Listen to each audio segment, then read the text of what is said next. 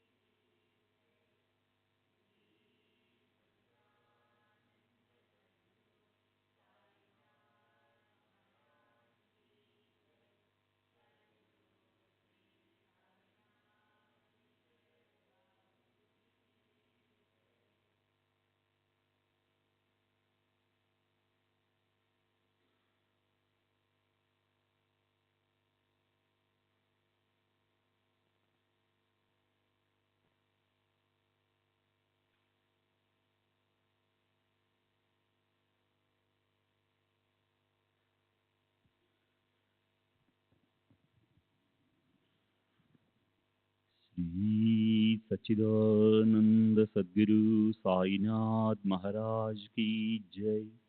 सद्गुरु श्री साईनाथ शरद बाबू जी की जय। శ్రీ సాయి భక్త అనుభవ సంహిత కుశాబావ్ నిన్నటి తరువాయి. నేను ఒకసారి షిరిడి వెళ్ళి బాబాను దర్శించినప్పుడు నన్ను చూడడానికి ఎందుకు ఇంత దూరం శ్రమపడొస్తావు, నేను అక్కడే ఉన్నాను అన్నారు. అంతేగాక మా గ్రామంలో వారుండే ప్రదేశాన్ని వర్ణించి చెప్పారు. నేను తరువాత ఆ ప్రదేశానికి వెళ్ళి ముళ్ళ పొదలు మొదలైనవన్నీ తొలగించి శుభ్రపరిచాను. అక్కడ నాకు ఒక సమాధి కనిపించింది. నేను ఆ స్థలాన్ని కొని సమాధిని పూజించసాగాను. అక్కడ నాకు బాబా దర్శనం లభించేది. అప్పటి నుండి శ్రీరామనవమి ఉత్సవాలకు తప్ప నేను షిరిడి వెళ్ళేవాడిని కాదు. మరో విషయం ఏమిటంటే, చేతుల్లోనికి ఊది సృష్టించే శక్తిని నేను ఇతరులకు ఇవ్వవచ్చును. కానీ ఆ శక్తిని స్వీకరించే వ్యక్తి 6 నెలల పాటు అత్యంత నియమనిష్టలు పాటించి ఇంద్రియ నిగ్రహంతో కఠోర బ్రహ్మచర్య దీక్ష అవలంబించాలి. 30/8/1936 తేదీన చెప్పిన విషయాలు. మీరజ్గాంలో ఫకీర్ షా అను సాధువు సుప్రసిద్ధులు. వారు 200 సంవత్సరాలకు పూర్వం జీవించి ఉండేవారు. వారి సమాధి ఉండే స్థలం అప్పటి జాగీర్దారు వారికి ఇనాముగా ఇచ్చారు. కానీ ఆ స్థలం ఇప్పుడు నా సొంతం. వీరికి శిష్యులు కానీ వారసులు కానీ లేరు. వారి దర్శనం ఎప్పటికీ మనం చేసుకోవచ్చు. చాతుర్మాసాలలో వారి దర్శనం లభించదు కానీ వారి మాటలు వినబడతాయి. వారు చాలా తక్కువగా మాట్లాడతారు. అప్పుడప్పుడు సాయిబాబాను గురించి మాట్లాడేవారు. వారి మాటల ద్వారా భక్తి జ్ఞాన మార్గాలలో ప్రగతిని సాధించేదంటూ ఏమీ ఉండదు. భక్తులలో నమ్మకం కలిగించేందుకు మాత్రమే వారు దర్శనమిచ్చేవారు. వారు శ్రీ సాయిబాబా జీవించే ఉన్నారని చెప్పేవారు. కానీ వారు ఏ రూపంలో ఉన్నది మాత్రం తెలియజెప్పేవారు కాదు. తాము సాయిబాబా ఒకే కూటమికి చెందిన వారమని, వారితో సన్నిహిత సంబంధం ఉన్నదని చెప్పేవారు.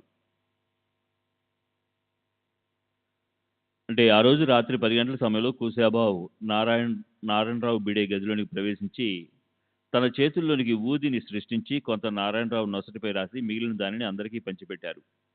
తరువాత ఊదిని సృష్టించే శక్తిని గురించి మరికొన్ని విషయాలు క్రింది విధంగా చెప్పారు. బివిఎన్ స్వామి: నేను చేతుల్లోనికి ఊది సృష్టించడం అనేది ఎలాంటి మంత్రాలు ఉచ్చరించడం వల్ల జరిగేది కాదు. కేవలం బాబాను స్మరించడం వల్ల మాత్రమే సాధ్యమైంది. కానీ చేతుల్లోనికి పేడాలు మిఠాయిలు తెప్పించడం మంత్ర ప్రయోగం వల్ల జరిగేది. నా చేతుల్లో ప్రత్యేకమైన పేడ కానీ మిఠాయి కానీ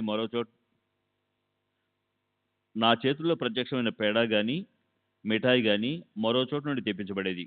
అంటే పేడాలు ఒక చోటు నుండి మరో చోటుకు బదిలీ చేయడం అన్నమాట. అందుకే దీనిని బాబా నిషేధించారు. జూలై 26వ తేదీ 1936 బాలకృష్ణ గోవింద ఉపాసని శాస్త్రి పదవీ విరమణ చేసిన సంస్కృత ఆచార్యుడు, వయసు సుమారు 69 సంవత్సరాలు, బ్రాహ్మణుడు.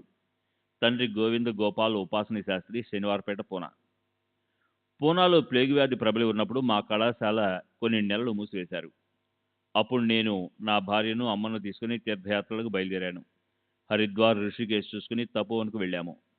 అక్కడ ఒక సాధువు నా వైపే ప్రకాశవంతమైన కళ్ళతో తదేకంగా చూస్తుండడం గమనించాను. అతనికి నమస్కరించాను. అతను ఇంకా నన్ను పరికించి చూస్తూ, నీవు సతానాకు చెందినవాడివి కదూ అని అడిగారు. మా పూర్వీకుల స్థలం సతానా కాబట్టి అవునని జవాబు చెప్పి తామెవరో చెప్పమని అభ్యర్థించాను. రేపు ఇదే సమయానికి, అంటే మధ్యాహ్నానికి ఇక్కడికి రా, నేను చెప్తాను అన్నారు. నేను బసకు వెళ్ళి ఈ విషయాన్ని మా అమ్మకు చెప్పాను. ఆమె కాసేపు ఆలోచించి వారు మల్హరేకు, అంటే మయూరపురకు చెందిన తమ వంశ గురువు ఉద్ధవ్ మహారాజ్ అయి ఉంటారని భావించింది. ఆమె కూడా వారిని దర్శించాలన్న కోరికతో నాతో పాటు నిర్ణీత సమయానికి సాధువును కలవాల్సిన ప్రదేశానికి వచ్చింది. 15 నిమిషాలు అక్కడంతా వెతికిన తర్వాత సంచారి అయిన ఒక సాధువు కోసం వెతకడం వృధా ప్రయాస అని తలచి మా అమ్మ వెళ్ళిపోయింది. మా అమ్మ వెళ్ళిన మరుక్షణమే ఆ సాధువు నా ముందు ప్రత్యక్షమయ్యాడు. అతడు గంభీరంగా, ఎప్పుడూ ఈ విధంగా నడుచుకోవద్దు అన్నారు. ఏ విధంగా నడుచుకోకూడదు అని అడిగాను. అతను ఎవరిని రమ్మని ఆదేశిస్తారో వారు మాత్రమే రావాలి. భౌతికంగానే కాక ఇతర విషయాలలో కూడా ఒక వ్యక్తికి మరో వ్యక్తికి ఎంతో తేడా ఉంటుంది.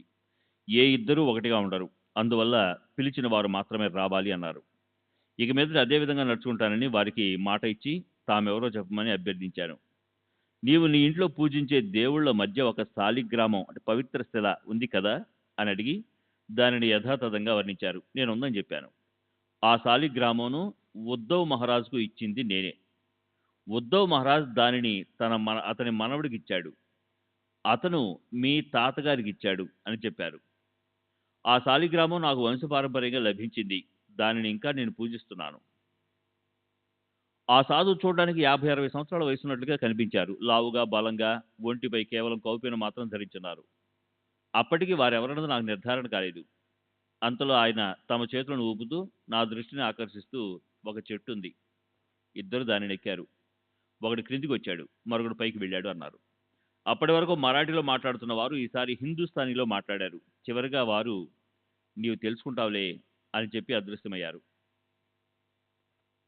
ఇది జరిగిన చాలా సంవత్సరాల తర్వాత 1910-11 ప్రాంతంలో వచ్చిన క్రిస్మస్ సెలవుల్లో నా తమ్ముడు కాశీనాథ్ను వెతకడానికి ధూళి నుండి దక్షిణం వైపు బయలుదేరాను.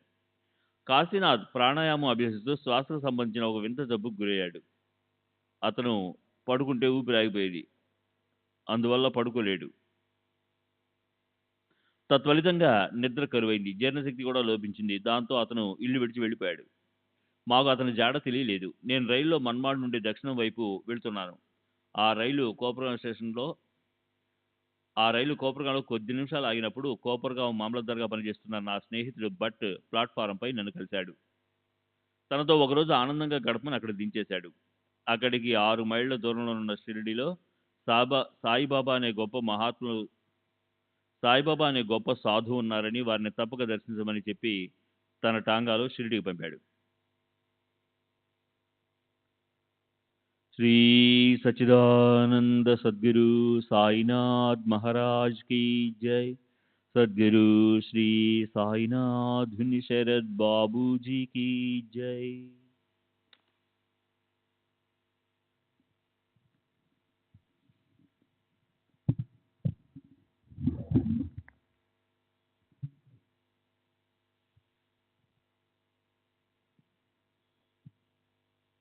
నేను మసీద్కి వెళ్ళాను. సాయిబాబా దుని దగ్గర నిలబడి అప్పుడప్పుడు తమ చుట్టూ తాము తిరుగుతూ ఉన్నారు. వారు నన్ను చూసి లోనికి రమ్మని పిలిచారు. నేను వెళ్ళి వారికి సాష్టాంగ ప్రణామం చేశాను. నన్ను పరికించి చూస్తూ ఖండోబా దేవాలయానికి వెళ్ళమన్నారు. బాబా ఖండోబా దేవతను దర్శించమని చెప్తున్నారని తలచి అందరూ దేవుళ్ళు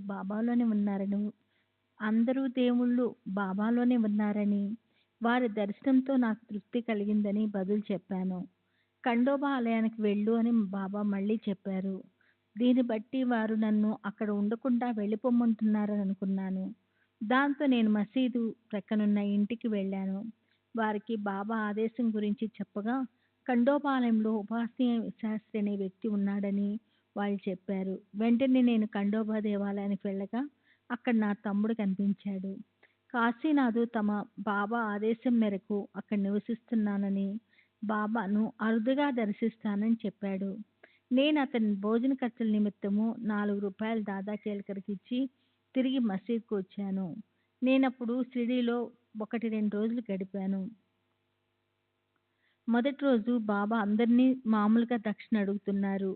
కొందరు వారికి దక్షిణ సమర్పించారు. వారు చేయి చాపి నన్ను కూడా దక్షిణ కుక్షిణ ఇస్తావా అని అడిగారు. నా దగ్గర డబ్బు లేదని చెప్పి నా ప్రణామములు సమర్పించాను. బాబా అప్పుడు హిందుస్థానీలో చూడు, ఒక చెట్టు ఉంది, ఇద్దరు దానికి నెక్కారు, ఒకరు క్రిందికి వచ్చాడు, మరొకడు పైకి వెళ్ళాడు అని ఓ తపోవనంలోని సాధువు చెప్పిన మాటలు యథాతథంగా చెప్పారు.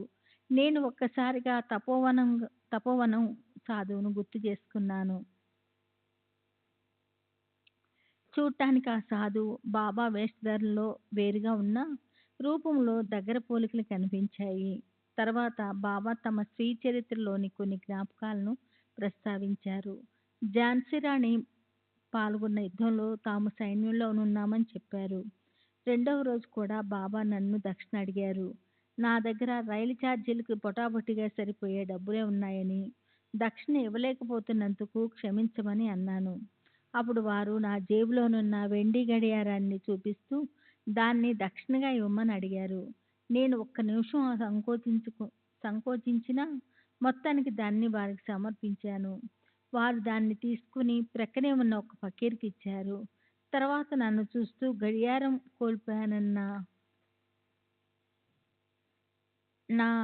నా బాధను తీరుస్తూ, దీనివల్ల నీవు పోగొట్టుకునేదేమీ ఉండదులే అన్నారు. నేను వారికి ఇచ్చింది బహుస్వల్పం అని చెప్పి నేను ఇంటికి బయలుదేరాను. కోపర్గాం మీదుగా పూనా చేరాను. అక్కడ నా స్నేహితుడైన నాతో ఇంటికి వెళ్ళాను. షిరిడీలో బాబాకు నేను సమర్పించిన జేబు గడియారం గురించి మాట్లాడుతూ అలాంటి గడియారం కొనాలంటే ఎంత ఖర్చు అవుతుందని విచారించాను. అదే సమయంలో నాతో సోదరుడు 60 రూపాయలు ఖరీదు చేసే బంగారు జేబు గడియారాన్ని పంపి దాన్ని నన్ను కానుగ్గా స్వీకరించమని చెప్పాడు. నేను స్వీకరించాను. నేను బాబాకు గడియారం ఇచ్చినందువల్ల పోగొట్టుకున్నదేమీ లేదు. నేను షిరిడీకి 1-2 సార్లు వెళ్ళాను. అప్పుడు శ్రీ సాయిబాబాపై ఒక సంస్కృత పద్యాన్ని రచించాను. జూలై 27వ తేదీ 1936. బాలకృష్ణ రామచంద్ర ఖైరేకర్. వైదిక జీవనం. వయసు 70 సంవత్సరాలు. బ్రాహ్మణుడు. ఖైరీ. చితిలీకి 3 మైళ్ళ దూరం. నేను మొదట సాయిబాబా ఒక పిచ్చి ఫకీర్ అని విన్నాను. అది సుమారు 35 సంవత్సరాల క్రితం సంగతి. కానీ తర్వాత అందరూ సాయిబాబాను గురించి గొప్పగా చెప్తుండడంతో ఎలాగూ షిరిడీలో నాకు తెలిసిన కొంతమంది బ్రాహ్మణులు అంటే కులకర్ణి ఉన్నారు. కనుక నేను బాబాను దర్శించేందుకు వెళ్ళాను. నేను అప్పట్లో ఒక గ్రామాధికారిని. అది ఒక వంశపారంపర్యంగా సంక్రమించింది. 1916లో ప్రభుత్వం వంశపారంపర్య గ్రామాధికారుల వ్యవస్థను రద్దు చేసింది. మొదట్లో ప్రజలు చితిలి, జల్గాం, రాంపూర్, నాగ్పట్ల, వాడి, పింపులవాడి మీదుగా షిరిడీ చేరేవారు. చాలా కాలం నిరుపయోగంగా ఉండిన ఆ రోడ్డు ఇప్పుడు లేదు. బాబా నూనెకు బదులు నీటితో దీపాలు వెలిగించిన లీలను నేను చూశాను. దండేర్పూర్కు చెందిన దేశపాండే మాస్టరు బాబా మాటలు తరచుగా వింటుండేవాడు. కానీ బాబా ఏం మాట్లాడారోనన్నది మాత్రం నాకు తెలియదు. నేను 1908లో సాయిబాబా వద్దకు వెళ్ళినప్పుడు మసీదులో నా పాదం కింద ఒక పైసా ఉన్నట్లు గమనించి దాన్ని తీసి బాబాకి ఇస్తూ ఈ పైసా మీదే భద్రపరచుకోండి అన్నాను. బాబా ఆ పైసాను తిరిగి నాకు ఇస్తూ సరేలే, ఈ నాణ్యాన్ని ఇంటికి తీసుకెళ్ళు, దీన్ని నీ పూజా గదిలో దేవతామూర్తుల మధ్య పెట్టుకొని పూజించుకో, మీకు శుభం కలుగుతుంది అన్నారు. నేను అలాగే దాన్ని ఇంటికి తీసుకెళ్ళి పూజించాను. 3 సంవత్సరాల వరకు అంటే 1911 వరకు నా పరిస్థితులు చాలా అభివృద్ధి చెందాయి. అంతకుముందు పగలు తింటే రాత్రి తినడానికి ఏమీ ఉండేది కాదు. అటువంటిది నాణ్యాన్ని పూజించడం మొదలుపెట్టిన తర్వాత గ్రామాధికారిగా నా సంపాదనలో చాలా డబ్బు ఆదా చేసుకోగలిగాను. నా భార్యకు బంగారు గాజులు కూడా చేయించగలిగాను. ఒకసారి నేను ప్రయాణంలో అపవిత్రంగా ఉన్నందున నా పారాయణ గ్రంథాన్ని నా స్నేహితుడికి ఇచ్చాను. బాబా ఇచ్చిన పైసా అందులోనే ఉంది. కొన్ని రోజుల తర్వాత ఆ పైసా పోయినట్లు కనుగొన్నాను. ఇది 1911లో జరిగింది. అప్పటి నుండి నాకు కష్టాలు మొదలయ్యాయి. పైసా పోయిన 6 నెలలకు నా భార్య మరణించింది. 1916లో నా గ్రామాధికారి పదవి పోయింది. 1917, 18లో మా అమ్మ కూడా మరణించింది. అప్పుడు నేను భిక్షాటనలో జీవిస్తున్నాను. నేను ప్రతి శ్రీరామనవమికి షిరిడీకి వెళ్తుంటాను. ఆగస్టు 27వ తేదీ 1936 బదావే ఆనంద్ రామచంద్ర బదావే, ఎస్టేట్ బ్రోకరు, వయస్సు 64 సంవత్సరాలు, బ్రాహ్మణుడు, నివాసే. ప్రస్తుతం నివాసం మౌతీ చౌక్, రవివారపేట, పూనా. 30 సంవత్సరాల క్రితం మా మామగారైన వబాలే అహ్మద్ నగర్లో వకీలుగా పనిచేస్తుండేవారు. వీరు గొప్ప సాయి భక్తులు.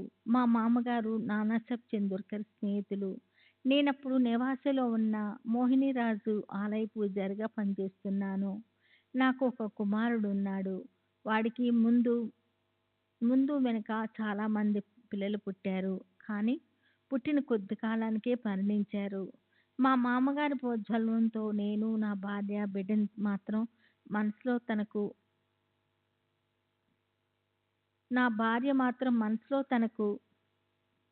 నేను నా భార్య బిడ్డను తీసుకుని షిరిడీ వెళ్ళాము. మేము బాబాకు మా కష్టాలేమీ చెప్పుకోలేదు. నా భార్య మాత్రం మనసులో తనకు పుట్టబోయే పిల్లలు దీర్ఘాయువు కలిగి ఆరోగ్యంగా ఉండేటట్లు దీవించమని కోరుకుంది. బాబా ఆమె తలపై తమ హస్తాన్నుంచి ఏమీ చింతపడవద్దు అని ఆశీర్వదించారు. ఆ తర్వాత మాకు 3 కుమారులు, 1 కుమార్తె పుట్టారు. ఒక కుమారుడు మాత్రం 17 సంవత్సరాల వయసులో చనిపోయాడు. మిగిలిన వారందరూ క్షేమంగా ఆరోగ్యంగా ఉన్నారు. బాబాను దర్శించినప్పుడు వారు నన్ను దక్షిణ అడిగారు. నేను ఇచ్చాను. కానీ మళ్ళీ అడిగి నా దగ్గరున్న డబ్బంతా తీసేసుకున్నారు. నేను వారికి మరో రూపాయి సమర్పిద్దామనుకున్నాను. కానీ ఇవ్వలేకపోయాను. మేము తిరిగి వచ్చిన తర్వాత నా భార్యకు ఈ విషయం చెప్పాను. కొన్ని సంవత్సరాల తర్వాత ఆర్థిక ఇబ్బందులు నన్ను చుట్టుముట్టాయి. వృత్తిరీత్యా నేను కాళ్ళు అరిగేలా తిరిగినా ప్రయోజనం లేక కొద్దిపాటి డబ్బే లభించింది. ఆ సమయంలో నా భార్య నేను బాబాకు సమర్పించదలిచి ఇవ్వలేకపోయిన రూపాయి విషయం గుర్తుకు చేసింది. నేను వెంటనే బాబాకు మనీ ఆర్డర్ ద్వారా రూపాయి పంపాను. అప్పటి నుండి నా ఆర్థిక పరిస్థితి మెరుగుపడసాగింది. ఎలాంటి ఆర్థిక ఇబ్బందులు, కష్టాలు లేకుండా నిశ్చితంగా గడపసాగాను. ఇది జరిగి 20 సంవత్సరాలయింది. అప్పటికి బాబా సజీవులై ఉన్నారు. 1914లో నేను పూనా వచ్చాను. అక్కడ ఎస్టేట్ బ్రోకర్‌గా వ్యాపారం చేస్తున్నాను. నా కుమారుడు కూడా నా కుమారుడు కూడా చక్కగా వ్యాపారం చేసుకుంటున్నాడు. శ్రీ సచ్చిదానంద సద్గురు సాయినాథ్ మహారాజ్ కీ జై. సద్గురు శ్రీ సాయినాథుని శరత్ బాబూజీ కీ జై.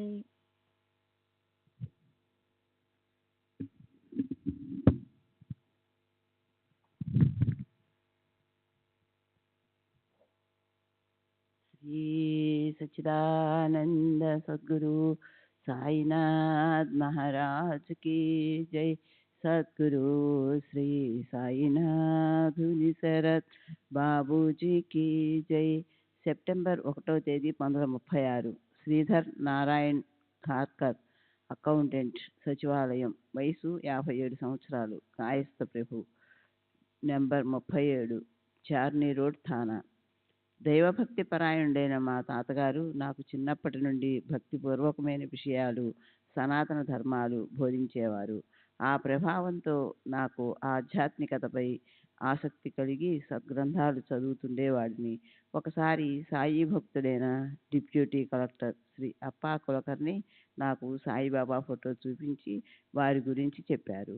అలా నాకు మొదటిసారిగా శ్రీ సాయిబాబా గురించి తెలిసింది. ఒకరోజు నేను అనారోగ్యంతో ఉన్నప్పుడు దాబోల్కర్ సాయిలీలా మాసిక్ పత్రికలను, బాబా ఫోటోను, బూదీని పంపాడు. ఆ మరుసటి రోజు నుండి నా ఆరోగ్యం బాగయింది. అప్పటి నుండి నేను వారిని పూజించటం మొదలుపెట్టాను. క్రమేణా వారిపై భక్తి విశ్వాసాలు పెరగసాగాయి. నాకు వచ్చిన ఈ ఒక కల వలన బాబాపై నమ్మకం ఏర్పడింది. దాబోల్కర్ పంపిన సాయిబాబా ఫోటోను పూజా గదిలో పెట్టడానికి తీసుకెళ్ళాను. నేను ముందు నుండి పూజిస్తున్న అక్కల్కోట మహారాజ్ ఫోటో ప్రక్కన బాబా ఫోటోను పెట్టడానికి ఉపక్రమిస్తున్నప్పుడు ముస్లిం ఫకీరైన సాయిబాబాను పవిత్ర హిందూ సాధువైన అక్కల్కోట మహారాజ్ పక్కన పెట్టడం భావ్యం కాదని మనసుకు తోచి దానిని కాస్త దూరంగా పెట్టాను. ఆ రోజు రాత్రి నాకు ఒక కల వచ్చింది. కలలో విషయాలు ప్రొద్దున మర్చిపోయాను. కానీ నేను పూజ మొదలుపెట్టేటప్పుడు ఆ విషయాలన్నీ ఒక్కసారిగా గుర్తుకు వచ్చాయి. కలలో నేను మరో వ్యక్తి వరండాలో కూర్చుని ఉన్నాము. ఒక ఫకీరు సాయిబాబా వలె దుస్తులు ధరించి మా వైపు వస్తున్నారు. వారిని ఆహ్వానించేందుకు నేను లేచి నిలబడ్డాను. నాలో భేదభావం పొడచూపిందో ఏమో, దానిని గమనించి నా పక్కనున్న వ్యక్తి, వీరు సాయిబాబా, వీరికి అక్కల్కోట మహారాజ్కి తేడా లేదు, ఇద్దరిని ఒకేలా పూజించుకో అన్నాడు. ఈ విషయం గుర్తుకొచ్చిన వెంటనే సాయిబాబా ఫోటోను అక్కల్కోట మహారాజ్ ఫోటో పక్కన పెట్టి పూజించసాగాను. అనతి కాలంలోనే బాబా దయ వలన నాకు, నా కుటుంబ సభ్యులకు బాబాపై భక్తి విశ్వాసాలు ఎన్నో రెట్లు వృద్ధి చెందాయి. నేను బాబాను గురించి లభ్యమైన పుస్తకాలన్నింటినీ చదివాను. నా భార్య, పిల్లలు కూడా బాబా నిత్య పూజ ఆరంభించారు. నేను ఇంట్లో లేని సమయాలలో బాబా నిత్య పూజకు ఆటంకం కలగకుండా కుటుంబ సభ్యులలో ఎవరో ఒకరు శ్రద్ధగా పూజ నిర్వహించేవారు. చాలా సంవత్సరాల నుండి మా అమ్మ నా దగ్గర లేకుండా మరో చోట ఉండేది. బాబా అనుగ్రహం వల్ల ఆమె మనసు మారి నా దగ్గరకు వచ్చి నివసించసాగింది. మొదట్లో ముస్లిం ఫకీరైన సాయిబాబాను కొలవడం కానీ, షిరిడీ వెళ్ళి వారిని దర్శించడం కానీ ఆమెకు నచ్చేది కాదు. అందువలన ఆమెను వదిలి మేము మాత్రం షిరిడీ వెళ్ళేవాళ్ళం. కానీ బాబా ఆమెలో క్రమేణా పరివర్తన తెచ్చారు. 2-3 సంవత్సరాల తరువాత 1933లో మా అమ్మ షిరిడీ సాయి మందిరాన్ని దర్శించాలన్న తన కోరికను నా భార్య, కుమార్తె వద్ద వెలిబుచ్చి షిరిడీకి తీసుకెళ్ళమని అడిగింది. ఆమెలో వచ్చిన మార్పును చూసి ఎంతో ఆనందించి ఆమెను షిరిడీకి తీసుకెళ్ళాము. ఆమె షిరిడీలోని ప్రదేశాలు చూసి ఎంతో సంతోషించింది. సనాతన ఆచారాలను ఖచ్చితంగా పాటించే ఆమె బాబాను పూజించేందుకు తన ఛాందస భావాలను వదులుకుంది. ఆమె షిరిడీ నుండి తిరిగి వచ్చిన కొంతకాలానికి థానాలో ఉన్న మా ఇంట్లో అంతిమ శ్వాస విడిచింది. సాయిబాబా ఎంతో దయతో ఆమెలో మార్పు తెచ్చి చనిపోయే ముందు ఆమెకు తమ సమాధి దర్శనం చేయించారు. మా బాబా నాపైన నా కుటుంబం పైన చూపిన కరుణకు ఎన్నో దృష్టాంతాలు ఉన్నాయి. అన్నీ కానీ అవన్నీ చెప్పనవసరం లేదు. బాబా సదా నా వెంటే ఉంటూ నా అవసరాలను గమనిస్తూ నన్ను ముందుకు నడిపిస్తున్నారు. బాబా మా కుటుంబ సభ్యులపై ఎంత దయ చూపించేవారో కేవలం 2 దృష్టాంతాల ద్వారా తెలియజేస్తాను. ఆ రెండవ కుమారుడు గోవింద్ షిరిడీ వెళ్ళి సమాధి మందిరాన్ని, ద్వారకామాయిని చూడాలని తప్పించిపోయేవాడు. మాతో సన్నిహితంగా ఉండే శ్రీ జీబీ దాదర్ కుటుంబం 1934 శ్రీరామనవమి ఉత్సవాలకు షిరిడీ వారితో గోవిందుని పంపాము. గోవింద్ ద్వారకామాయికి వెళ్ళాడు. అక్కడ ఏ మూల నుంచున్నా మనలోకి చొచ్చుకొని పోయి చూస్తున్నట్లుగా ఉండే బాబా తైలవర్ణ చిత్రం వద్ద తానొక్కడే ఉన్నాడు. అతను అమితానందంతో ఆ చిత్రాన్ని చూస్తూ కళ్ళు మూసుకున్నాడు. అప్పుడు వచ్చావా అలాస్కాయ్ అనే ఆప్యాయమైన పలకరింపు ఒకటి వినిపించింది. కనులు తెరిచి చూశాడు. అక్కడెవరూ లేరు. తను ఒంటరిగా ఉన్నాడు. దయామయుడైన బాబానే తనను ప్రేమగా పలకరించినట్లు గ్రహించాడు. 8 సంవత్సరాల క్రితం నా కుమార్తె గర్భవతిగా ఉన్నప్పుడు ప్రసవానికి ఆమెను థానా నుండి 3 మైళ్ళ దూరంలోనున్న మా స్వగ్రామం ఖర్కు తీసుకువెళ్ళాము. అక్కడ ఎలాంటి వైద్య సదుపాయాలు లేవు. ఆమెకు ప్రసవం కష్టమైంది. గర్భంలో శిశువు చనిపోయి ఉంటుందని, అందుకే బిడ్డ బయటకు రావడం లేదని నా భార్య చెప్పింది. ఆ మాటలు విన్న తరువాత మాకు ఆందోళన ఎక్కువైంది. థానాలోనే ప్రసవం చేయించకుండా ఎలాంటి వైద్య సౌకర్యాలు లేని ఆ కుగ్రామానికి ఆమెను తీసుకువచ్చినందుకు మా బంధువులు అందరూ నన్ను తప్పుపట్టారు. అప్పుడు రాత్రి 2 గంటలై ఉంటుంది. నా కుమార్తె నొప్పులతో తీవ్రంగా బాధపడుతోంది. అందరూ ఏం చేయడానికి తోచక ఆందోళన పడుతున్నారు. అకస్మాత్తుగా నాకు బాబా ఊదీ మహిమ గుర్తుకు వచ్చింది. నా భార్య వెంటనే బాబా ఊదీ తీసుకెళ్లి కూతురి నొసటిపై రాసింది. ఊదీ రాసిన గంటలోగా సునాయాసంగా మృత శిశువు బయటపడింది. మా కుమార్తెకు ప్రమాదం తప్పింది. మా చింతలన్నీ తొలగిపోయాయి. ఉదయం డాక్టర్ వచ్చి బిడ్డ ఎలా బయటకు వచ్చింది అని ఆశ్చర్యపోయాడు. బహుశా వైద్య శిక్షణ లేని మంత్రసాని మొరటుగా చేతులు చొప్పించి బిడ్డను బయటకు లాగి ఉంటుందని, అలా చేయడం వలన సెప్టిక్ అయ్యి తల్లి ప్రాణానికే ప్రమాదం ఏర్పడుతుందని చెప్పాడు. అలాంటి ప్రయత్నాలేమీ ఎవరూ చేయలేదని, మానవ ప్రయత్నం లేకుండా కేవలం బాబా ఊదీ మహిమ వల్ల మృత శిశువు బయటపడిందని తెలుసుకొని ఆ డాక్టర్ అబ్బురపడ్డాడు. నా కుమార్తె ప్రసవించడానికి వారం రోజుల ముందు నా కుమారునికి ఒక కల వచ్చింది. కలలో బాబా కనిపించి, నానా నానా నన్ను ఉద్దేశించి, అతడెక్కడున్నాడు, అతడెందుకు భయపడుతున్నాడు, నా ఊదీ రాయమని చెప్పు అన్నారట. ఆ విషయం నా కుమారుడు నాకు చెప్పాడు. కానీ నా కుమార్తె ప్రసవించలేక అవస్థపడుతున్నప్పుడు నాకు ఈ కల విషయం గుర్తుకు రాలేదు. అప్పటికప్పుడు స్ఫురించి ఊదీని ఆశ్రయించాను. ఆ తరువాత ఎంతో కాలానికి ఆ విషయం గూర్చి ఆలోచిస్తుండగా అర్థమైన విషయం ఏమిటంటే, సాయిబాబా వారం రోజుల ముందే నా కుమార్తెకు రాబోయే ప్రమాదాన్ని కల ద్వారా హెచ్చరించి దానిని నివారించే మార్గాన్ని కూడా సూచించారు. కానీ నేను ఆ కల విషయం మర్చిపోయినప్పుడు నాకు ప్రేరణనిచ్చి ఊదీ పెట్టేటట్టు చేశారు. మా అమ్మాయిలందరూ శ్రద్ధతో బాబాను పూజిస్తూ రోజూ హారతి ఇస్తారు. సెప్టెంబర్ 12వ తేదీ 1936. శ్యామరావు రావుజీ శ్రోతి, రికార్డు గుమాస్తా, జిల్లా కోర్టు. వయసు 55 సంవత్సరాలు. కాయస్థ ప్రభువు థానా. నేను సుమారు 1909లో ఒకే ఒక్కసారి సాయిబాబాను దర్శించాను. వారికి నమస్కరించి వారి సన్నిధిలో కూర్చొని ఉండగా నా మదిలో ఒక ప్రశ్న ఉదయించింది. బాబా వెంటనే నన్ను ఆలయంలో పురాణం చెప్తున్న బాయి అనే ఆమె దగ్గరకు వెళ్ళమన్నారు. నేను ఆలయానికి వెళ్ళాను. అక్కడ 50 సంవత్సరాల ఒక బ్రాహ్మణ స్త్రీ పురాణ పఠనం చేస్తోంది. నేను అక్కడ కూర్చొని వినసాగాను. అప్పుడు ఆమె చదువుతున్న భాగమే నా ప్రశ్నకు సమాధానమైంది. ఈ విధంగా బాబా తమ విశిష్ట పద్ధతిలో నా ప్రశ్నకు సమాధానం ఇచ్చారు. సెప్టెంబర్ 12వ తేదీ 1936 Sadashiv Trimbak Vidhankar, retired goods clerk, GIP railway, వయస్సు 68 సంవత్సరములు, కాయస్థ ప్రభువు, మహాగిరి తానా. 28 సంవత్సరాల క్రితం అంటే సుమారు 1909లో నేను దాదర్లో రైల్వే గుమాస్తాగా పనిచేసేవాడిని. నా దూరపు బంధువైన సామానే సాయి భక్తుడు. అతను నన్ను షిరిడీకి వెళ్ళి సాయిబాబాను దర్శించమని ప్రోత్సహించాడు. 1909 ప్రాంతంలో నేను సాయిని దర్శించదలిచి తామానేతో పాటు కోపర్గాం స్టేషన్కు చేరాను. బాబాను దర్శించి తిరిగి కోపర్గాం రావడానికి రాను పోను టాంగాను మాట్లాడుకుని షిరిడీ చేరాము. మేము తినడానికి 2 మామిడి పండ్లను టాంగాలోనే ఉంచి మిగిలిన మామిడి పండ్లను, కొంత పొగాకు, కొన్ని రాగి నాణేలను నేను బాబాకు సమర్పించాను. బాబా ఆ 2 మామిడి పండ్లు ఏవి, వాటినెందుకు అక్కడ ఉంచారు, వాటిని తీసుకురండి అన్నారు. మేము వారి సర్వజ్ఞతకు ఆశ్చర్యపడి వాటిని కూడా తెచ్చి సమర్పించాము. అక్కడున్న భక్తులతో పండ్లన్నింటినీ కోసి ప్రసాదంగా పంచమని బాబా ఆదేశించారు. ఆ తరువాత బాబా చిలుం పిలిచారు. అప్పుడు సమయం ఉదయం 11 గంటలైంది. ప్రతిదినం నాకు ఉదయం 9 గంటలకే భోంచేసే అలవాటుంది. ఆ రోజు భోంచేయనందువల్ల కడుపు నకనకలాడుతోంది. కానీ నా ఆకలి విషయం ఎవరికీ చెప్పలేక అలాగే కూర్చొని ఉన్నాను. అదే సమయంలో ఒక భక్తుడు ఒక పేడాల ప్యాకెట్ తెచ్చి బాబాకు కానుగ్గా వారి ముందుంచారు. సాధారణంగా బాబా ఏమీ తాకరు.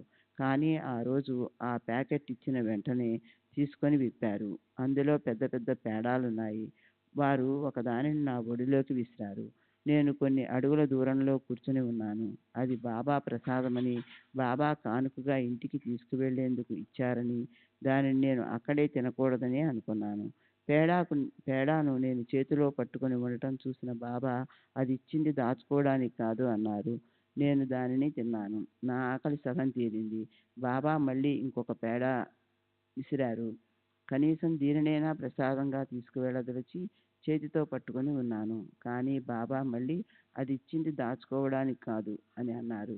నేను దానిని కూడా తిన్నాను. నా ఆకలి పూర్తిగా తీరిపోయింది. ఇంకా బాబా పేడాలను విసరను లేదు, ఎవరికీ పంచను లేదు. బాబా మొదట నా ఆకలి విషయం, తరువాత నా అర్ధాకలి విషయం, ఆ తరువాత నా ఆకలి పూర్తిగా తీరిన విషయం నేను చెప్పకపోయినా తెలుసుకున్నారు. శ్రీ సచ్చిదానంద సద్గురు సాయినాథ్ మహారాజ్ की जय. सद्गुरु श्री साईनाथुनि शरद बाबूजी की जय. శ్రీ సచ్చిదానంద సద్గురు సాయినాథ్ మహారాజ్ కి జై. సద్గురు శ్రీ సాయినాథుని శరత్ బాబుజీకి జై. మధ్యాహ్న హారతి జరిగిన తర్వాత నాకు తామనేక భోజనం విషయము సమస్యగా తయారైంది. అప్పుడు వంట చేసుకొని తినడానికి సమయం మించిపోయింది. కానీ త్రికాలజ్ఞులైన బాబాకు మేము అక్కడికి వస్తున్న విషయము ముందే తెలుసు.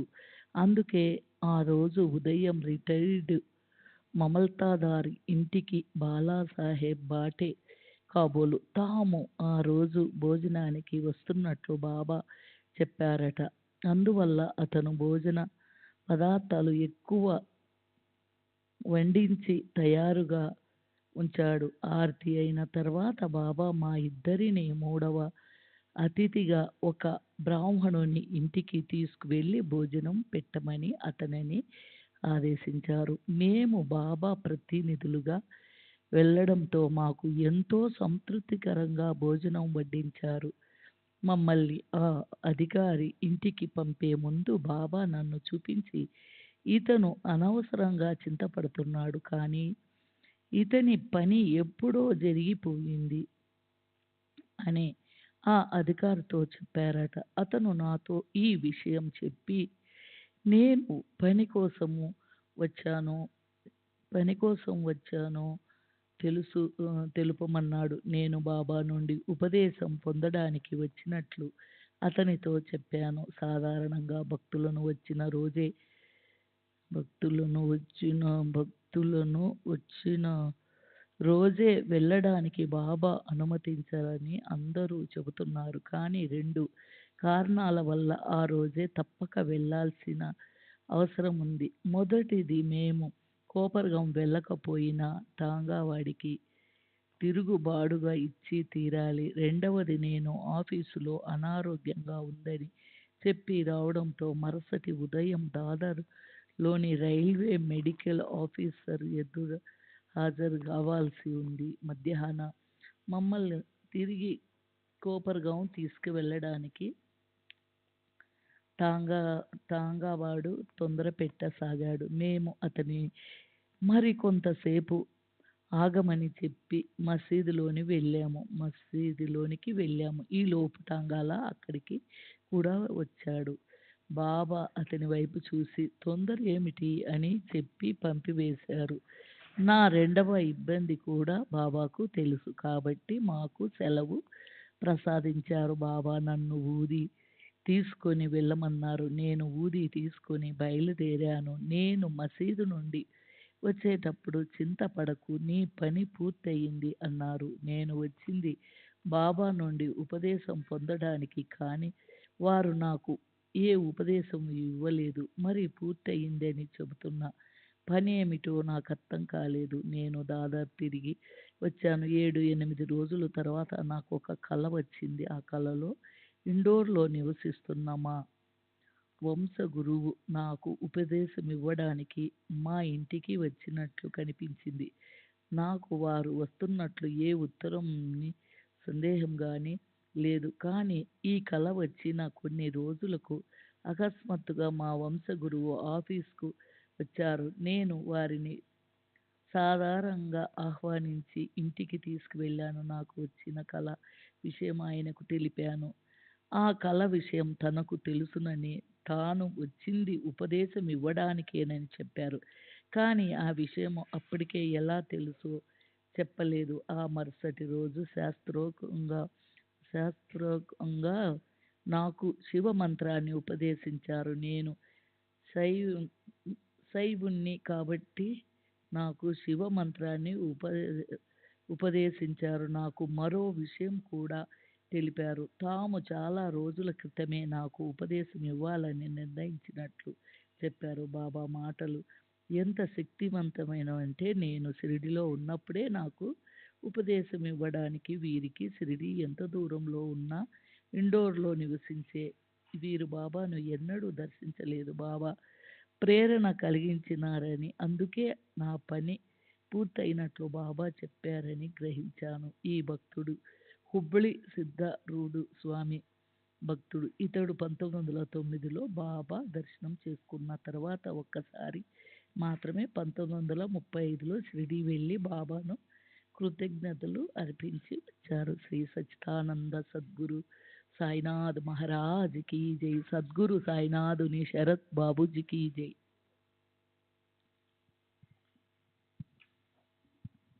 सच्चिदानंद सद्गुरु साईनाथ महाराज की जय.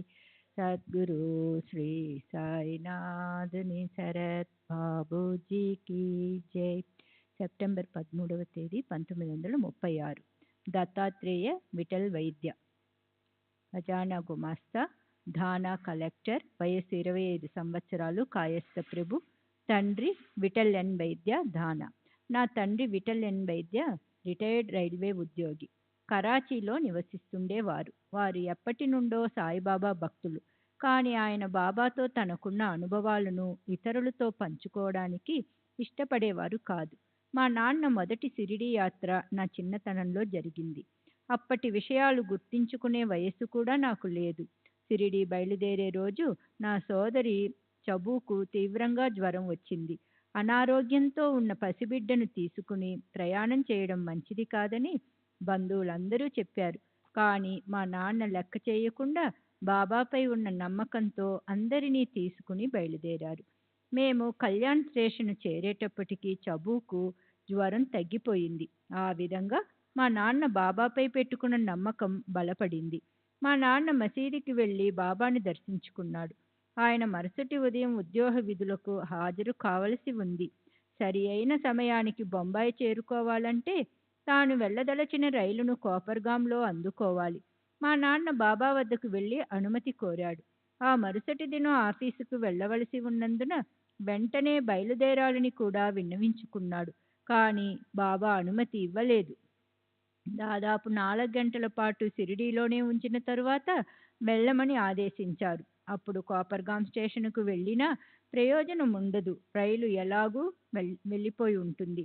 మా నాన్నకి ఏం చేయాలో తోచలేదు. ఒకసారి బాబా ఆజ్ఞ ఇచ్చిన తరువాత అక్కడ ఉండకూడదని భక్తులు చెప్పడంతో ఆయన కోపర్గాంకు బయలుదేరాడు. అనూహ్యంగా మా నాన్న ఎక్కవలసిన రైలు 5 గంటలు ఆలస్యంగా నడుస్తూ ఆయన స్టేషన్ చేరిన తర్వాతే వచ్చింది. బాబా సర్వజ్ఞతకు మా నాన్న ఆశ్చర్యపోయాడు. ఆయన సకాలంలో బొంబాయి చేరాడు. 1933-34 సంవత్సరంలో మా నాన్న అనారోగ్యానికి గురయ్యాడు. తీవ్రమైన న్యూమోనియా వ్యాధితో మంచాన పడ్డాడు. ఆయనకు చికిత్స చేస్తున్న డాక్టర్ చిప్కర్ మా నాన్న కోలుకుంటాడు అనే ఆశ వదులుకున్నాడు. 21 రోజులు గడిచినా జ్వర తీవ్రత తగ్గలేదు. మా నాన్న అంతటి అనారోగ్యంలోనూ నిరంతరం బాబానే ప్రార్థిస్తూ గడుపుతున్నారు. 21వ రోజు రాత్రి 9 గంటల సమయంలో ఆయనకు బాబా భౌతికంగా దర్శనమిచ్చారు. ఆయన పడక ప్రక్కనే మేమందరం ఉన్నా మాకు ఎవరికీ ఏమీ కనిపించలేదు. బాబా వచ్చారు. వారు రొట్టెలు, ఉల్లిపాయ అడుగుతున్నారు అని మా నాన్న అరిచారు. మాకేమో బాబా కనిపించలేదు. బహుశా నాన్నగారు జ్వర తీవ్రతలో పలువరిస్తున్నారేమో అనుకుని రొట్టె, ఉల్లి తీసుకు వెళ్ళలేదు. దాంతో మా నాన్న కోపంతో మమ్మల్ని అందరినీ బయటికి వెళ్ళమన్నారు. మేము గది బయటికి వచ్చి లోపల ఏమి జరుగుతుందో వినబడేలా నిలబడ్డాము. అప్పుడు లోపల బాబా మా నాన్నతో మాట్లాడటం వినిపించింది. ఇంకా ఎవరో అజ్ఞాత వ్యక్తులు ఇద్దరిని బాబా వెళ్ళిపోమ్మని ఆజ్ఞాపిస్తున్నారు. కానీ వాళ్ళు తమతో మా నాన్నను కూడా తీసుకుని వెళ్దామని చెబుతున్నారు. బాబా ఒప్పుకోలేదు. వాళ్ళని అక్కడి నుండి వెళ్ళిపోమ్మని గద్దించి సట్కాతో నేలపై కొట్టారు. దానితో వాళ్ళు వెళ్ళిపోయినట్లు అనిపించింది. ఆపై వాళ్ళ గొంతులు వినిపించలేదు. తరువాత బాబా మా నాన్నను ఒక పెద్ద లోటాడు చల్లని నీటిని త్రాహమని చెప్పి వెళ్ళిపోయారు. మా నాన్న నన్ను లోనికి పిలిచి చల్లని మంచినీళ్లు తెమ్మన్నారు. డాక్టర్ చల్లని నీళ్లు త్రాహవద్దని చెప్పినందువల్ల నేను కాస్త తటపటాయించాను. మా నాన్న పట్టుబట్టడంతో బాబా మాటలపై నమ్మకమున్న మా అమ్మ చల్లని నీరు తెచ్చి ఇచ్చింది. మా నాన్న 2-3 కప్పుల నీళ్లు త్రాగారు. వెంటనే ఆయనకి చెమట పట్టి జ్వరం తగ్గనారంభించింది. వెంటనే మేము డాక్టర్కు కబురు పెట్టగా అతను వచ్చి పరీక్షించాడు.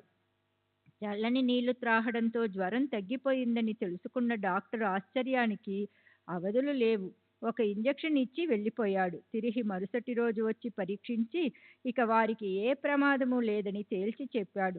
ఇలా బాబా తమ దర్శనం ద్వారా సహాయం అందించి మా నాన్న ప్రాణాలను కాపాడారు. అంతకు ముందు కూడా మా నాన్న కష్ట సమయాలలో ఉన్నప్పుడు బాబా తనకు కనిపించి రొట్టె, ఉల్లిపాయలు అడిగారని చెప్పేవారు. గత సంవత్సరం అనగా 1935లో మా చెల్లెలు చబూకి వివాహం చేయదలచారు. తగిన సంబంధం కోసం వెతుకుతూ మా నాన్న ఆందోళన పడసాగారు. ఒక సంబంధం కుదిరినట్లు అనిపించి చివరికి ఏదో కారణం వల్ల చెడిపోయింది. దీనితో మా నాన్న మరింతగా ఆందోళన పడసాగాడు. తన కుమార్తె వివాహం జరిపించమని బాబాను ఎప్పటిలాగే ఆర్తిగా ప్రార్థించాడు. ఒకరోజు మా నాన్నకు కలలో బాబా కనిపించి పండరీపురం వైపు నుండి తనకు ఒక ఉత్తరం వస్తుందని, ఆ సంబంధం కుదురుతుందని, చింతపడవద్దని చెప్పారట. అలాగే బాబా చెప్పిన 15 రోజులకు డింగ్రే అనునతుడు పండరికి చెందిన దీక్షిత్ అను యువకుడితో చబు వివాహ విషయంగా ఉత్తరం రాశాడు. త్వరలోనే ఆ సంబంధం కుదిరి వివాహం కూడా జరిగిపోయింది. సెప్టెంబర్ 14వ తేదీ 1936 శంకర్ బల్వంత్ కుహూజ్కర్, బిఏ గుమాస్తా, బొంబాయి కలెక్టర్ కార్యాలయం. వయస్సు 41 సంవత్సరాలు. కాయస్థ ప్రభు దాన. కీర్తిశేషులైన మా నాన్నగారు బల్వంత్ సి కహూజ్కర్ మమల్తదారుగా రిటైర్ అయ్యారు. మా నాన్న 1911లో షిరిడీ వెళ్ళి బాబాను దర్శించారు. బాబా ఆయనను పితృవాత్సల్యంతో ఆదరించారు. బాబా ప్రేమగా మా నాన్న వీపు తట్టి మఠంలోనే అనగా షిరిడీలోనే ఉంటావా అని అడిగారు. మా నాన్న షిరిడీలో సుమారు వారం రోజులు గడిపారు. సెలవు తీసుకునేందుకు అనుమతి కోసం బాబా దగ్గరికి వెళ్ళినప్పుడు నీవు ఎక్కడికైనా వెళ్ళు, నేను నీ వెంటే ఉంటాను అని అన్నారు. అప్పటి నుండి మా నాన్నకు ఏ ఆపద వచ్చినా బాబా కాపాడేవారు. కొన్ని నెలల క్రితం ఆయన చనిపోయారు. అంతవరకు బాబా రక్షణలోనే ఉన్నారు. మా నాన్న ఒక్కసారి మాత్రమే షిరిడీ వెళ్ళారు. 1911లో మా నాన్న షిరిడీలో ఉన్నప్పుడు దత్త జయంతి వచ్చింది. ఆ రోజు సాయంత్రం సుమారు 5 గంటల సమయం అప్పుడు బాబా మసీదులో భక్తులతో కూర్చుని ఉన్నారు. ఉన్నట్లుండి బాబా, నాకు ప్రసవ నొప్పులొస్తున్నాయి, బాధ భరించలేకుండా ఉన్నాను, నేను ప్రసవించబోతున్నాను అన్నారు. బాబా దత్తాత్రేయుని తల్లి అనసూయమాతతో తాదాత్మ్యం చెంది ప్రసవ వేదన అనుభవిస్తున్నట్లు స్పష్టమైంది. సంఘటన జరిగిన కొద్దిసేపటికి సంధ్యా సమయంలో బాబా భక్తులందరినీ బయటికి వెళ్ళమని ఆదేశించారు. భక్తులందరూ బయటికి వెళ్ళారు. కొంత సమయం గడిచిన తరువాత భక్తులను లోనికి రమ్మని పిలిచారు. ఆ సమయంలో బాబా ఎంతో ఆనందంగా ఉన్నారు. అప్పుడు భక్తులందరూ లోనికి వెళుతుండగా మా నాన్న మాత్రం నేరుగా మసీదు లోపలికి వెళ్ళారు. అక్కడ బాబా గద్దపై బాబాకు బదులు 3 శిరస్సుల దత్తాత్రేయ శిశువు మా నాన్నకు కనిపించారు. ఆ దృశ్యం క్షణకాలం మాత్రమే నిలిచింది. తిరిగి చూసేసరికి అక్కడ బాబా యథారూపంలో కప్నీదారి అయి కనిపించారు. పురాణాల ప్రకారం దత్తాత్రేయుడు జన్మించింది సంధ్యా సమయంలోనే. ఇది చూసిన తరువాత మా నాన్న ఎటువంటి అనుభూతికి లోనై ఉంటారో ఊహించవచ్చు. ఆయనకు బాబా దత్త స్వరూపులు అని నిదర్శనం దొరికింది. తరువాత మా నాన్న ఊరికి బయలుదేరే రోజు బాబా దగ్గర సెలవు ఊది తీసుకుని రోడ్డుకు మసీదుకి మధ్యనున్న వీధులు, ఇళ్ళు అన్నీ దాటుకుని మెయిన్ రోడ్డుకు చేరారు. అప్పుడు మా నాన్న మదిలో బాబాను చూడడం ఇదే చివరిసారి అవుతుందేమోనన్న తలంపు వచ్చింది. మరొక్కసారి వారిని చూస్తే బాగుండును కదా అని కోరుకుంటూ లెండి వైపు చూశారు. అక్కడ లెండి కంచె నుండి తొంగి చూస్తూ బాబా ముఖం కనిపించింది. అద్భుతాలలో కల్లా అద్భుతం. బాబాను తాను మసీదులో దర్శించి వచ్చాడు. బాబా తనతో పాటు గాని తనను అనుసరించి గాని రాలేదు. అయినప్పటికీ బాబాను మరోసారి దర్శించాలనే కోరిక జనించిన మరుక్షణం మసీదుకి 100-150 గజాల దూరమున్న లెండి వద్ద బాబా రూపం కనిపించింది. మా నాన్న బాబాను చూడటం అదే చివరిసారి. అందుకే బాబా మా నాన్నతో, వెళుతున్నావా, మంచిది, వెళ్ళు అన్నారు. అప్పుడు నేను మా నాన్నతో షిరిడీ వెళ్ళలేదు, కానీ పై అనుభవాన్ని ఆయన నాకు మరీ కొందరికి చెప్పారు. బాబా వద్ద నాకున్న అనుభవాలు చాలా కొద్ది మాత్రమే. చిన్నప్పుడు నేను బాబా ఫోటోను జేబులో పెట్టుకుని ఉండేవాడిని. అప్పటి నుండి నా చదువులో, జీవితంలో అంతా మంచే జరిగింది. తరువాత ఆ ఫోటోను మా చెల్లెలికి ఇచ్చాను. నేను ఇప్పటికీ బాబాను పూజిస్తూనే ఉన్నాను. 1930లో ప్రాణాంతకరమైన సంఘటన ఒకటి జరిగింది. నేను విరేచనాలతో బాధపడుతున్నప్పుడు నిద్రమత్తులో నీళ్లు అనుకుని ఫినాయిల్ని త్రాగేశాను. ఇది ప్రమాదానికి దారి తీసింది. 4 రోజులు స్పృహ లేకుండా పడి ఉన్నాను. నాకు చికిత్స చేస్తున్న డాక్టర్ చిప్కర్ నేను చనిపోతానని భయపడ్డాడు. 4 రోజుల తరువాత స్పృహ వస్తున్న సమయంలో నాకు ఒక దృశ్యం కనబడింది.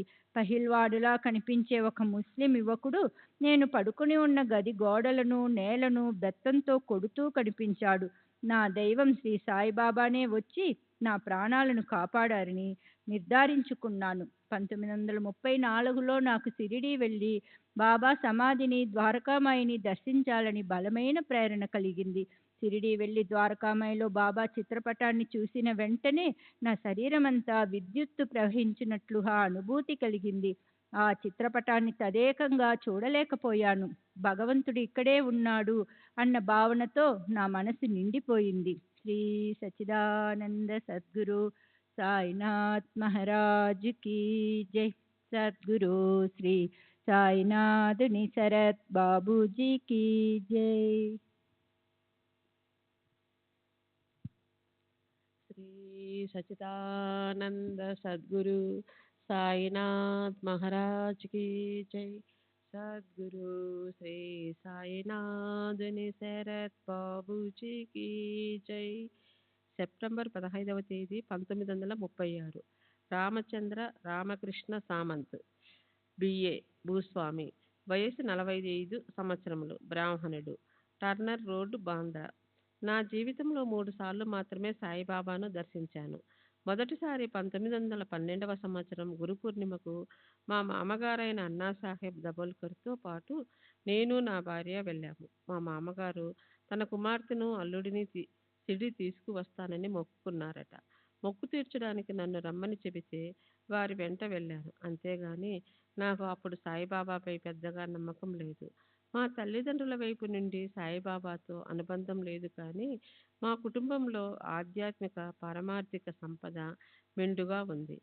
మా ముత్తాత లక్ష్మణ్ అర్జున్ సామంత్ భగత్ విఠలుని పరమభక్తుడు. తరచూ పండరీ యాత్రలకు వెళ్ళేవాడు.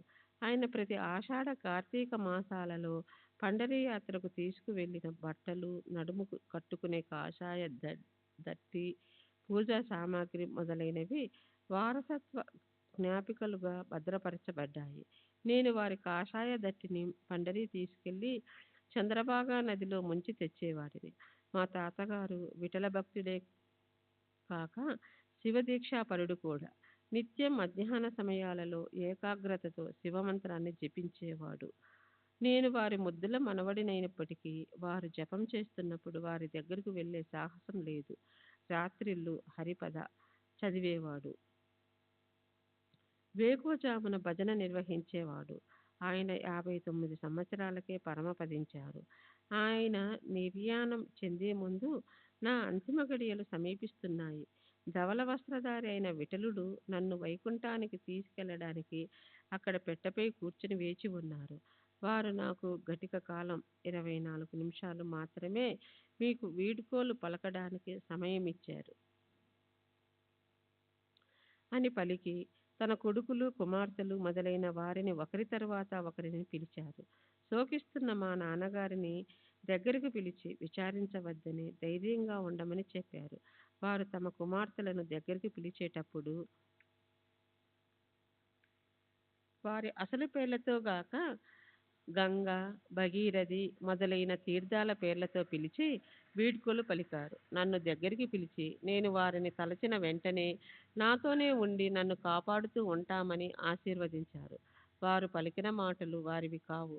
తుకారాం, రామదాసు మొదలైన సత్పురుషుల ప్రవచనాలను నాకు తగినట్లు అన్వయించారు. ఈ విధంగా అత్యంత భక్తిపూర్వక సంభాషణల తరువాత వారు ప్రశాంతంగా కన్నుమూశారు.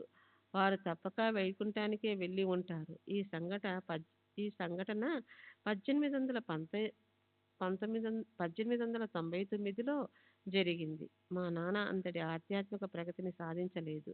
వారు పండరీపురం దర్శించారు. కుటుంబ సాంప్రదాయాలకు అనుగుణంగా ఇంటిలోని ప్రతి ఒక్కరూ తమ జీవిత కాలంలో ఒక్కసారైనా పండరీపురం దర్శించి తీరాలని చెప్పేవారు. వారు 1911లో మరణించారు. వారు చివరి శ్వాస విడిచేంత వరకు ఎరుకలోనే ఉన్నారు. దక్షిణం వైపు చూపిస్తూ నన్ను తీసుకెళ్లడానికి వారు వచ్చి ఉన్నారు అని చెప్పి అంతిమ శ్వాస విడిచారు. ఈ విధంగా నా చిన్నతనమంతా పవిత్ర పరమార్థిక భావాలతో నిండిపోయింది. కానీ నేను విద్యను అభ్యసించిన వాతావరణం యొక్క బలమైన ప్రభావం ఈ భక్తి భావాలన్నిటినీ తుడిచివేయడమే కాక వ్యతిరేక భావాలను జనింపజేసింది.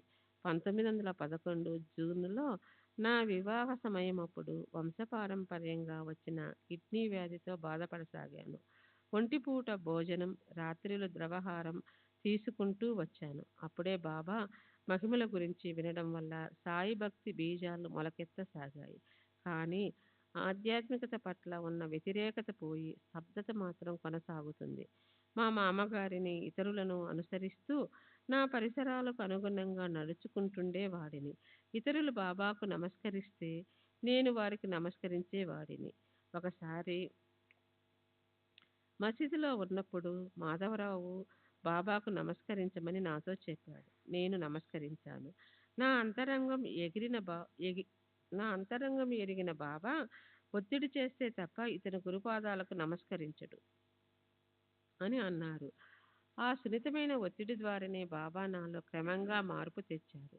బాబా కృప వల్ల నాకు ఎంతో మేలు జరిగి బాబా పట్ల నమ్మకం పెరగసాగింది. నా వ్యాధి మూలంగా నేను అందరి వల్లే అన్ని వేళల్లో ఆహారం తీసుకోలేనందువల్ల శుష్కించిపోతున్నానని, వ్యాధి నివారణ చేయమని బాబాను అర్థించగా నేను త్వరలోనే స్వస్థత పొందుతానని అల్లా అచ్చా కరేగా అన్నారు.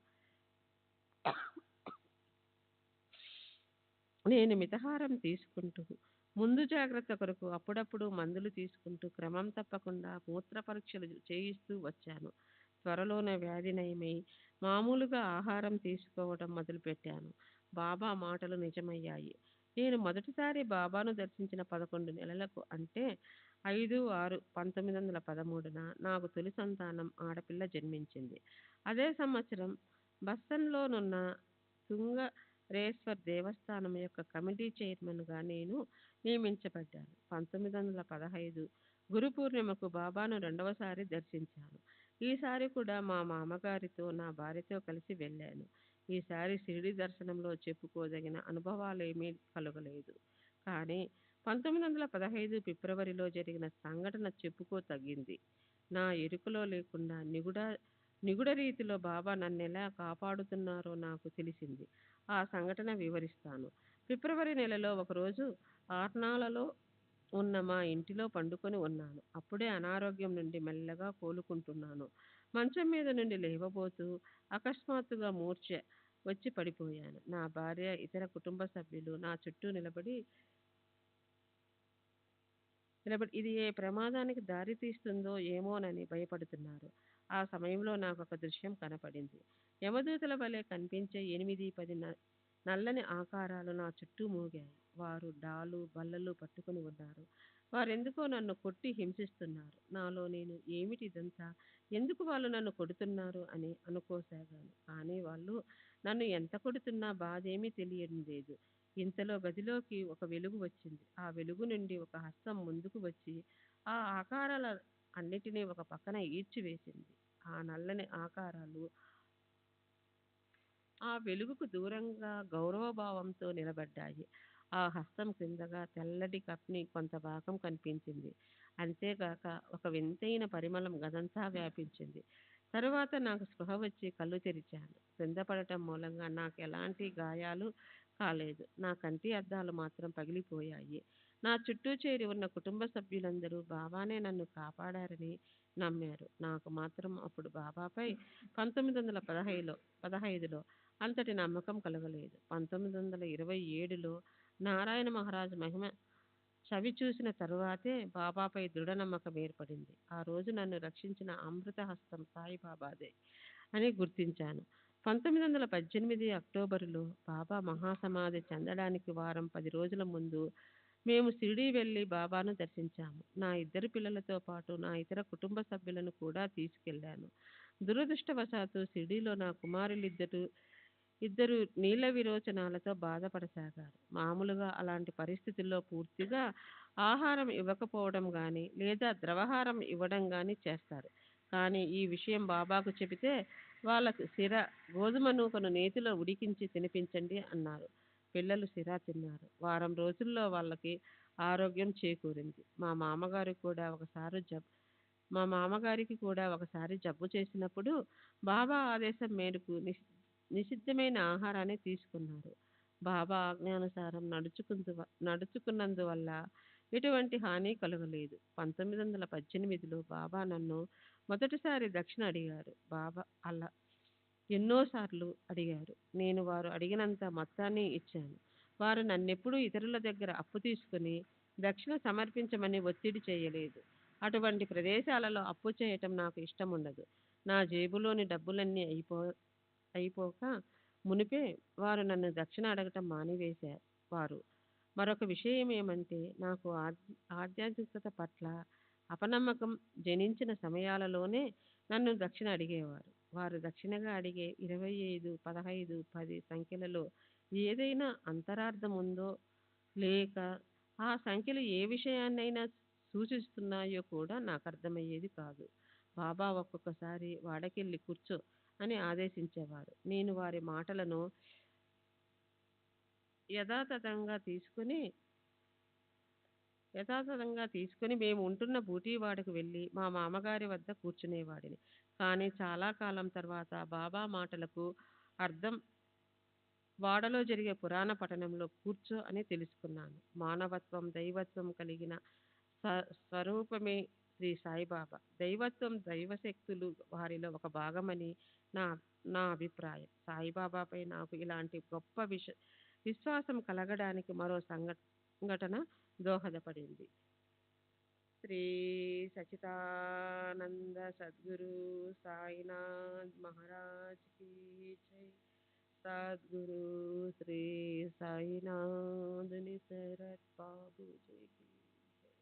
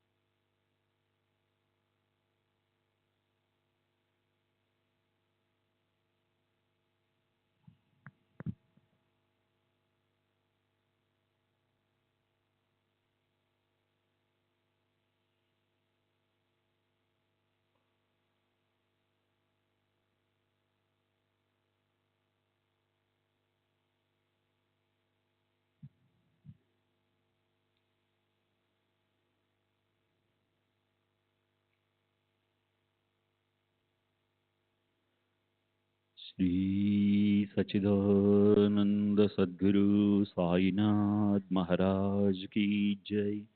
सद्गुरु श्री साईनाथ शरद बाबू जी की जय। साई रहम नजर करना, बच्चों का पालन करना। साई रहम नजर करना, बच्चों का पालन करना। जाना तुमने जगत पसार, सब ही झूठ जमाना। जाना तुमने जगत पसार, सब ही झूठ जमाना। साई रहम नजर करना, बच्चों का पालन करना। साई रहम नजर करना, बच्चों का पालन करना। मैं अंधा हूँ बंदा आपका, मुझसे पथ दिखलाना। मैं अंधा हूँ बंदा आपका, मुझसे पथ दिखलाना। साई रहम नजर करना, बच्चों का पालन करना। साई रहम नजर करना, बच्चों का पालन करना। दास गणों कहे अब क्या बोलूं, थक गई मेरी रसना। दास गणों कहे अब क्या बोलूं, थक गई मेरी रसना। साई रहम नजर करना, बच्चों का पालन करना। साई रहम नजर करना, बच्चों का पालन करना।